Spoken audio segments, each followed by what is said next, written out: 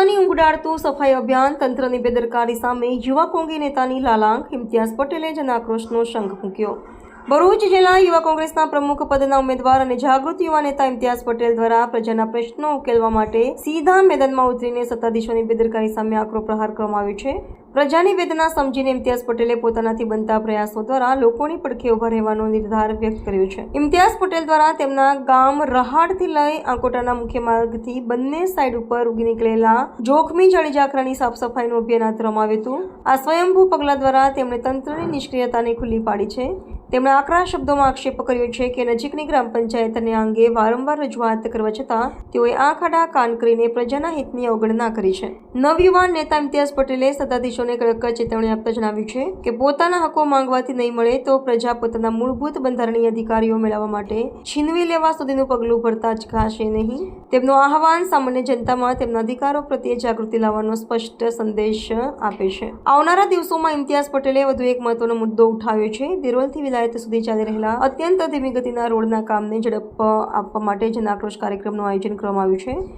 તેમણે લોકોને આ કાર્યક્રમમાં મોટી સંખ્યામાં જોડાઈને સત્તાધારી પક્ષ અને તંત્રને જાગૃત કરવા માટે અપીલ કરી છે। જો રોડનું કામ ઝડપથી પૂર્ણ કરવામાં નહીં આવે તો આગામી દિવસોમાં ભરૂચ જિલ્લાના યુવા નેતાગીરી હેઠળ મોટું જન આંદોલન થવાની સંભાવના છે।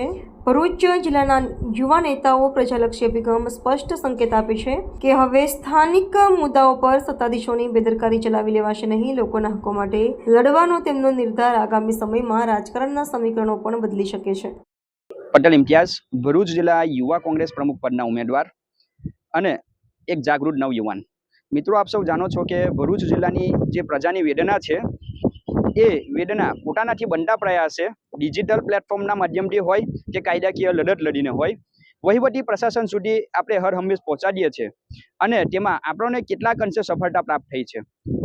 આપ સૌ જાણો છો કે આપણી મુખ્ય એક લડત હતી ડેરોલથી લઈને વાગડા અને વાગડાથી લઈને ગંડાર સુધીના જે બિસ્માર રોડનું નવીનીકરણ માટેની લડત આપણે ઉપાડી હતી, તેમાં આપણને સફળતા પ્રાપ્ત થઈ હતી। પરંતુ કોન્ટ્રાક્ટર હોય કે પછી અહીંયાના સ્થાનિક વહીવટી પ્રશાસન હોય તેમના દ્વારા પ્રજાને વેદના જાને પહોંચાડવા માટેનું મન બનાવી લીધું હોય એવું જણાઈ રહ્યું છે। કારણ કે ડેરોલથી લઈને વિલાયત સુધીના જે રોડનું નવીનીકરણ કરવામાં આવવું જોઈએ એ એકદમ ધીમી ગતિએ ગોકળ ગાયની ગતિએ થઈ રહ્યું છે। જેના ભાગરૂપે ડેરોલથી લઈને વાગરા સુધીના જે રહદારીઓ છે તે રહદારીઓનું સંપૂર્ણપણે ટ્રાફિક કેલોદ ગામથી લઈ રહાડ અને રહાડથી લઈ આકોટ સુધીના ગામના સિંગલ પટ્ટીના રોડનો ઉપયોગ કરી રહ્યા હતા।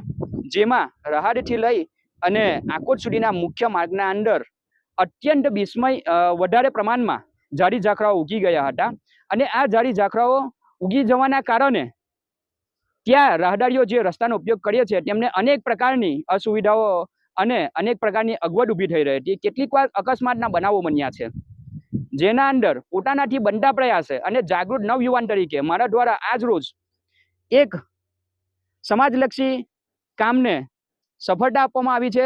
એક પ્રયાસ થયો છે। આકોટથી લઈને રહાડ સુધીનો જે મુખ્ય માર્ગ હતો તેના અંદર રોડના બંને સાઈડ તરફે ઉગી નીકળેલ બાવળિયા જાડી ઝાખરાને સાફ કરાવીને પ્રજાની જે પડતી હાલાકી છે તે દૂર કરવાનો પ્રયાસ કરાયો છે। પ્રજાને મારી એટલી વિનંતી છે કે પોતાના હક્કો માંગો।